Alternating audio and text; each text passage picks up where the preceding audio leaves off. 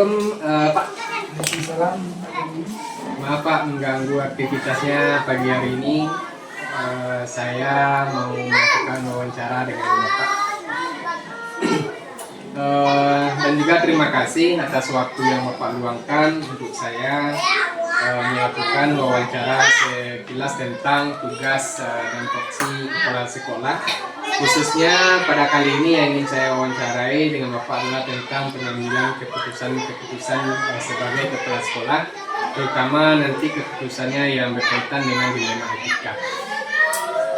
Baik Pak, kita langsung saja untuk pertanyaannya. Mungkin yang pertama yang ingin saya tanyakan adalah bagaimana Bapak dapat mengidentifikasi kasus-kasus yang merupakan dilema etika atau rujukan moral yang ada di sekolah? Baik, terima kasih Pak Zulin. Mungkin pertama dulu tentang satu lagi tadi rujukan moral. Rujukan moral. Ini menurut saya adalah dua aspek yang satu yang mestinya harus dilakukan, yang kedua adalah apa yang terjadi di lapangan. Jadi dua hal yang agak kontradiktif yang menyebabkan kepala sekolah harus mengambil suatu keputusan yang mungkin tidak sesuai dengan keinginan dan idealisme seorang sekolah. Karena untuk hal ini identifikasi yang bisa saya lakukan itu adalah melihat apa saja persoalan-persoalan yang ada dalam sekolah secara umum dan baginya menjadi beberapa persoalan pokok yang mesti mungkin diselesaikan baik untuk internal sekolah sendiri maupun pihak luar dengan pihak lain. Jadi tentang dilema etika atau rujukan moral ini merupakan sebuah kasus yang rumit ya Pak untuk dilakukan. Setelah yang satu sisi kita harus berbuat sesuai dengan kebijakan, yang satu sisi lagi mempertanyakan tentang hati nurani kita. Kan kebanyakan rujukan moral ini yang membuat kepala sekolah, guru-guru di sekolah itu terbawa ke sebuah permasalahan. Baik Pak, untuk menjalankannya, bagaimana Bapak dalam pengambilan keputusan di sekolah, terutama nih kasus-kasus di mana ada dua kepentingan yang sama-sama benar dan juga sama-sama memiliki nilai-nilai kebajikan. Baik, mungkin nih keputusan inilah yang paling berat di sebuah sekolah. Akan diputuskan, namun yang lain pun akan berdampak dari keputusan. Nah, biasanya saya untuk pengambilan keputusan yang seperti ini itu adalah mencari win-win solution, artinya dua hal yang berbeda tersebut mengandung mengambil unsur-unsur yang membawa kepada kebajikan. Dan tidak mengurangi arti dari hal yang lain yang bertentangan tersebut. Kita coba win-win solution meskipun kenyataannya tidak bisa 50-50, tetapi ada mungkin sikap yang idealnya dikurang agar menjadi hanya sekitar 30%, lainnya mungkin 70%, sehingga memang pada hal ini diperlukan sekolah akan sedikit mengorbankan idealisme dan keinginannya untuk sebuah ide untuk dilaksanakan. Oke, berarti yang kasus-kasus ini yang sama-sama benar atau sama memenuhi kebajikan ini lebih diutamakan dilihat dari unsur-unsur kebajikan yang ada di kasus tersebut. Baik Pak, untuk selanjutnya nih langkah-langkah atau prosedur seperti apa yang biasa Bapak lakukan selama ini dalam mengatasi permasalahan yang merupakan dilema etika ini? Baik, yang pertama biasanya dulu kita identifikasi sama-sama masalah yang ada. Baik, identifikasi awal dari kepala sekolah, yang kedua lalu nanti dibawa ke forum yang dibahas di forum.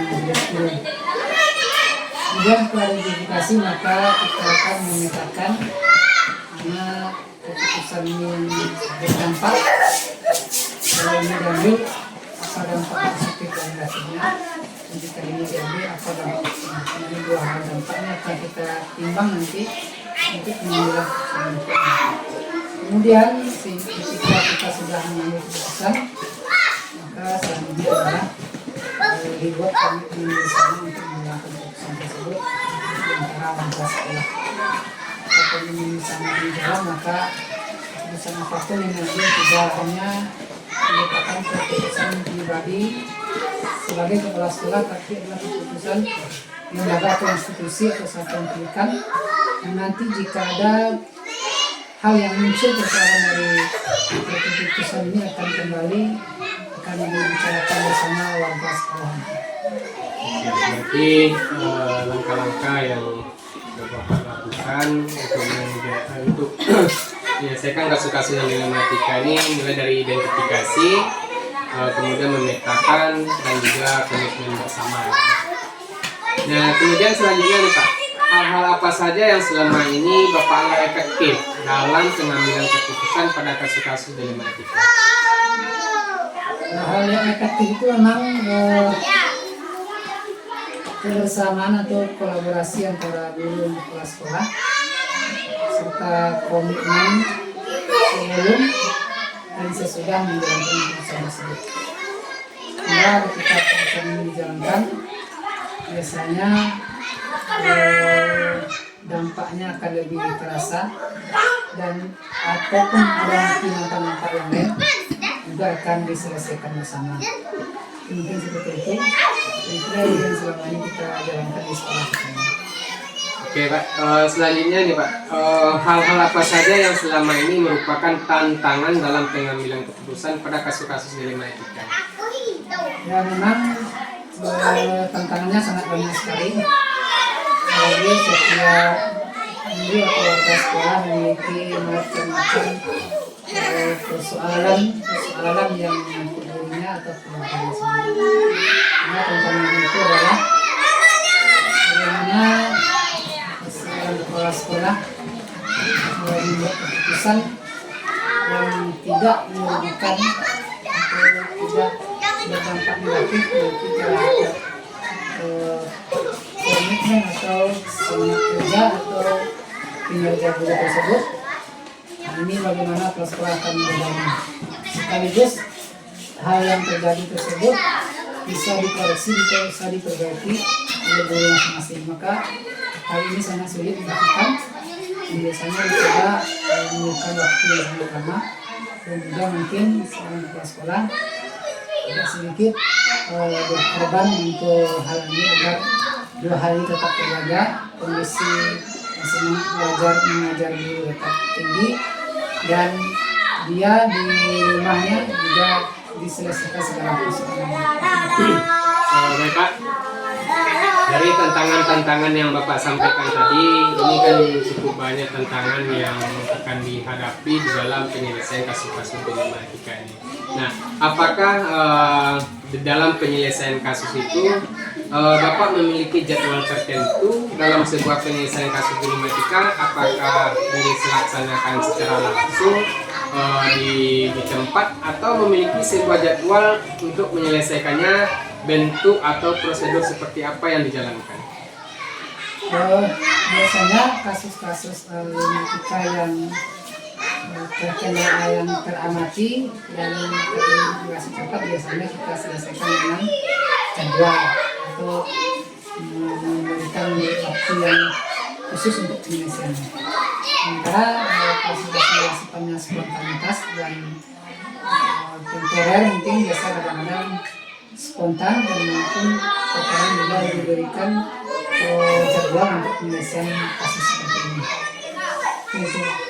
Berarti dilihat dari jenis kasusnya Pak. Ya. Kalau kasusnya kira-kira perlu penanganan khusus, berarti kita bikin jadwal. Tapi kalau kasus-kasusnya tidak terlalu khusus, bisa diselesaikan langsung, maka juga diselesaikan sesuai langsung di tempat. Oke Pak. Mungkin juga prosedurnya kalau kasus itu sifatnya kelas, maka prosedur utama penyelesaiannya di kelas. Jadi kalau prosedur yang ketika itu berdampak kepada orang yang seperti sekolah, maka kami sekolah bersama guru dan sekolah. Karena kegiatan-kegiatannya kalau di dalam penyelesaian kasus ini kan tadi sudah Bapak jelaskan, kalau kasus ini disesuaikan dengan jenis dan bentuk kasus yang akan kita lakukan. Nah, di dalam penyelesaian ini Pak, apakah ada seseorang atau faktor-faktor yang selama ini memudahkan atau membantu Bapak dalam pengambilan keputusan dalam kasus-kasus ini? Itu ada hal-hal yang bisa membantu penyelesaian kasus kita ini, karena rekan-rekan guru atau tugas guru yang bisa diajak, yang mungkin bisa dianggap bisa berkomunikasi, tapi yang membantu memberikan saran kepada rekan-rekan untuk mengambil keputusan. Kedua, saran-saran tersebut untuk memberi pertimbangan yang pada akhirnya itu akan kembali kepada sekolah keputusan apa yang terjadi dalam pertimbangan kita ini. Dan tentunya ke sekolah punya pertimbangan tertentu kita mengambil keputusan dalam kasus problematika, sehingga dua persoalan yang ini tidak merugikan satu pihak lainnya. Jadi kita itu mengambil benang dalam hukum sehingga tidak rusak satu yang lainnya. Itu upaya yang mesti dilakukan sehingga sama-sama memberikan dampak kebaikan itu kedua hal yang berbeda. Oke Pak, mungkin ini pertanyaan terakhir ya Pak untuk kegiatan kita ini. Dari semua hal yang telah Bapak sampaikan, kira-kira nih pembelajaran apa yang dapat Bapak petik dari pengalaman Bapak dalam pengambilan keputusan yang merupakan keputusan dilema etika ini? Pertama, pelajaran adalah pengambilan keputusan yang dilema etika ini pertama terpulang kepada penonton kelas tersebut mengontrol dirinya, memanage dirinya dalam mengambil sebuah keputusan. Yang kedua, itu tidak semua persoalan yang mesti diberikan dan diselesaikan secara cepat oleh kepala sekolah. Dan persoalan tertentu mungkin yang selesainya bisa secara alami dan natural. Karena masalah tersebut memang dibutuhkan pembicaraan yang khusus tentang perilaku atau kasus-kasus yang bersifat dilematika. Yang berikutnya memang sekolah harus bisa berbagi dan berkolaborasi dalam penyelesaian kasus-kasus yang dilematika di sekolah. Ya Pak, mungkin itu beberapa pertanyaan kita hari ini. Terima kasih atas semua jawaban yang telah Bapak berikan. Mudah-mudahan nih jawaban-jawaban yang Bapak berikan ini bisa menjadi panduan bagi saya selaku calon guru penggerak dan di dalam pengambilan keputusan di dalam pembelajaran, dan juga mungkin nantinya sebagai unsur pimpinan di dalam pengambilan keputusan. Oke Pak, terima kasih banyak atas kesempatannya kali ini. Saya sudahi. Assalamualaikum warahmatullahi wabarakatuh. Kreatif dan mandirimu, hey, lihatlah muridmu telah. Assalamualaikum Ibu. Waalaikumsalam. Bagaimana kabar Ibu pagi ini? Alhamdulillah Sehat sehat. Ibu. Semangat Ibu. Semangat. Iya. Semangat kedatangan tamu Pak Joni. Alhamdulillah. Baik Bu, pertama saya mengaturkan terima kasih banyak kepada Ibu karena telah memberikan saya waktu untuk kegiatan wawancara pada hari ini. Dan juga mohon maaf karena saya mengganggu mungkin aktivitas Ibu pada hari ini. Baik Bu, untuk kegiatan hari ini saya akan melakukan wawancara dengan Ibu, di mana tujuannya adalah bagaimana saya nanti bisa memverifikasi seorang pemimpin di dalam pengambilan keputusan di sekolah, terutamanya keputusan-keputusan yang dilema etika atau keputusan itu merupakan bujukan moral nanti. Nah, baik Bu, mungkin langsung saja yang pertama nih Bu.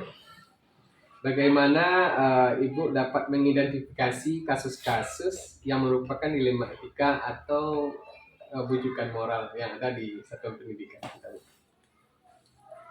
Baik, terima kasih. Dalam mengidentifikasi kasus yang merupakan dilema etika atau bujukan moral, di mana antara dilema etika dan bujukan moral itu merupakan dua masalah yang sering dialami di dalam kita mau mengambil keputusan. Namun sebelum kita mau mengambil keputusan terhadap apakah itu kasus namanya, tentu kita berdoa dulu semoga keputusan yang kita ambil nanti Iya. menghasilkan yang terbaik dan tidak merugikan satu pihak. Iya. Sambil pembiasaan literasi kita religius ya, Iya, iya. kita doakan dulu. Di dalam keputusan untuk dilema etika itu merupakan sebuah situasi di mana kalau kita mengambil keputusan itu biasanya paradigmanya itu ada individu dan kelompok, ada antara kebenaran dan rasa kesetiaan. Jadi di sana kita berat untuk mengambil keputusan tersebut. Kalau untuk dilema etika yang kita rasa mungkin keduanya benar, namun dalam pengambilan keputusan kita bertentangan antara benar dengan benar. Nah, sedangkan kalau kita lihat dari segi bujukan moral, situasi seseorang kadang-kadang dihadapi dengan pada situasi benar atau salah. Antara etika dan moral suatu yang bergandengan yang mirip ini, hampir bersamaan. Cuma kalau di segi moral mungkin ada sikap atau yang akan kita ambil keputusan itu dia dalam posisi yang salah. Sehingga dilema etika itu lebih sulit untuk diatasi kalau dibanding dengan bujukan moral. Kalau bujukan moral ketika salah kita bisa memvonis itu tidak bisa dilanjutkan lagi. Tapi kalau dilema etika rasanya kadang-kadang keduanya benar. Nah, cuma mana yang akan kita ambil? Itu tergantung dari melihat kondisi dan kebutuhan. Kadang-kadang permasalahan itu ini benar, ini juga benar, tetapi kita harus mengambil sebuah keputusan. Nah, ini kan menjadi dilemanya bagi ya. ya. Kita tidak ingin seorang itu merasa dirugikan dengan keputusan yang kita ambil. Dan juga bujukan moralnya ini kan nanti misal ada sekolah pembelian buku. Nah, ini kepala sekolah dapat fee nih. Nah, sedangkan guru-guru tidak membutuhkan buku itu demikian. Tapi karena dapat fee-nya, nah diputuskan oleh kepala sekolah. Nah, ini kan sudah masuk ke bujukan moral nanti. Iya, termasuk ke sana. Ya. Berarti ini memang kasus-kasus yang seperti ini berat bagi mengidentifikasinya di satu pendidikan itu ya. Tentu dalam hal ini tentu kita akan kumpulkan dulu faktanya, data yang lengkap baru untuk mengambil keputusan. Nah, ini Bu, lagi untuk menjalankan ini dalam pengambilan keputusan di sekolah, terutama kasus-kasus di mana ada dua kepentingan nih, yang seperti Ibu sampaikan tadi, ini sama-sama benar, dan juga sama-sama mengandung nilai-nilai kebajikan. Nah, dalam mengatasi permasalahan seperti ini, bagaimana Ibu selama ini menjalankan pengambilan keputusan yang kasus-kasus yang seperti ini? Kalau terjadi hal-hal yang seperti ini, seperti yang disampaikan tadi, keduanya benar. Ada suatu pekerjaan dalam satu waktu aja contohnya. Sementara dalam satu waktu itu si A atau guru A melakukan pekerjaan ini, pekerjaannya itu benar. Dalam waktu yang sama dia juga melakukan pekerjaan yang lain, yang dilakukannya itu juga benar. Tentu dalam hal seperti itu tentu kita lihat apa datanya, faktanya, tentu kita ambil mana yang prioritas yang harus kita dahulukan. Kira-kira begitu. Berarti mendahulukan prioritas dari hal yang benar keduanya kepentingan tersebut ya Bu ya. Baik Bu, Kemudian nih langkah-langkah nih Bu, langkah-langkah atau prosedur seperti apa yang biasa Ibu lakukan nih selama ini, yang prosedurnya atau langkah-langkahnya dalam mengatasi permasalahan-permasalahan yang dilema etika. Untuk hal menentukan langkah-langkah dalam prosedur untuk melakukan hal ini, tentu yang pertama kita meninjau apa penyebab timbulnya permasalahan. Kemudian dalam permasalahan tersebut, siapa saja kira-kira yang terlibat dalam permasalahan tersebut. Apakah itu permasalahannya itu pada dirinya sendiri atau melibatkan orang lain, tentu kita data dulu. Kemudian kita diskusikan dengan orang yang terlibat. Kita gali dulu permasalahan dari orang-orang yang terlibat tersebut. Baru kira-kira untuk diambil keputusan dengan menimbang atau mengukur dari beberapa sudut pandang sebelumnya. Sebelum keputusan itu kita ambil. Jadi ada beberapa langkah nih, memang langkah-langkah ini harus dilakukan ya Bu, karena tidak bisa mengambil sebuah keputusan tanpa ada sebuah langkah-langkah yang jelas, Ya. fakta-fakta atau data-data yang jelas dari sebuah permasalahan. Untuk apa Bu, hal-hal apa saja yang selama ini Ibu anggap efektif dalam pengambilan keputusan pada kasus-kasus dilema etika? Dalam hal ini, dengan menelaah siapa saja yang terlibat dalam kasus tadi, tentu kita harus mempertimbangkan situasi dan kepentingan dari orang-orang yang terlibat. Itu kepentingannya untuk apa? Oke. Apakah itu untuk pribadi atau kelompok? Nah, Berarti kita baik Bu. Untuk